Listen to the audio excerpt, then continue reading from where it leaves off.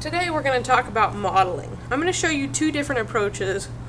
One uses one piece of clay and just completely moves the clay to make the piece without making many additions. The other one is going to involve making lots of separate pieces and then combining them together. Okay? So, first you always want to start with a really nice piece of clay that doesn't have any creases. Okay? So I'm going to start with the all-in-one piece method. Okay, so if I'm going to make this into a little pony, I know I have certain things that I need to work with. There's going to be a lot of pinching involved. So I know he needs legs, so I'm going to take my fettling knife. I'm going to cut him some legs. The advantage to this process is you know things are not going to really want to fall off because they were always together in the first place. So see how my legs are? I'm going to separate them. Then I'm going to pinch them out. Before I get too crazy about here, I remember, oh my goodness, I still have a head. So I know I need a head, so I'm going to pull some of his body weight up to make his neck. And then I know he needs a tail. So now I've got kind of the basic shape, but from here, I can start making it more specific. So you don't want to just work on one beautiful leg and then leave the rest of the body, because then your proportions are going to get all goofy. So you want to try to work a little bit on everything at the same time. That way everything kind of comes together at the same point. Lots of pinching and moving the clay around. Make sure you have your reference photo available so you're really looking at what you're trying to make. Keep working all the way around. Remember, you're just trying to get the big shapes together.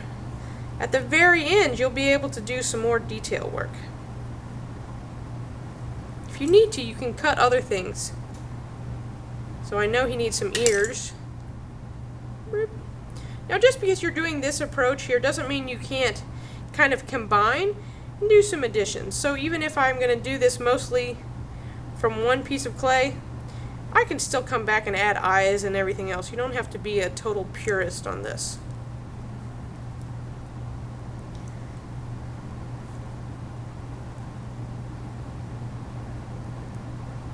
Now, if I'm working on this, I'm kind of at a stopping point because it's really wet. And I know he's not going to be able to stand up on these wet legs.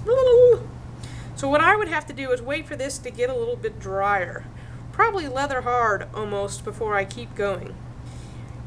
Keep in mind though that at the end of this, if I end up with pieces that are more than like a 1/2 inch or 3/4 inch thick, I'm going to have to use my loop tool to thin him out afterwards.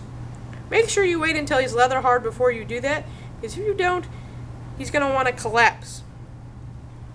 Next, I'm going to show you the multiple parts method. This method helps you break down all the pieces. It helps you also if you're more of a detail person. If you really, really love details, this is for you.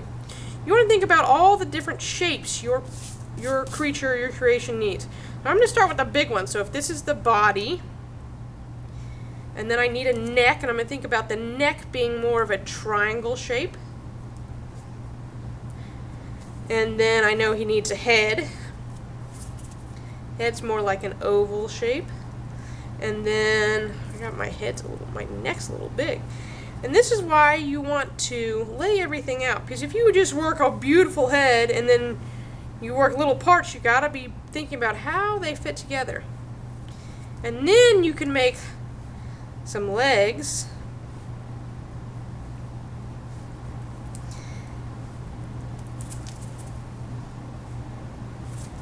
And then you can start, when you figure out all the parts that you want and you like the way that the proportions are, then you can start making some more details, working on the hooves, anything like that. But you'll remember that sometimes you're going to have to wait for it to dry before you can keep going on.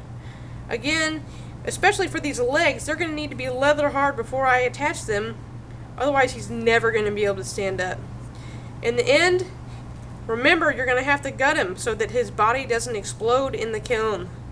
Use your loop tool, scoop everything out so that all the air can get out.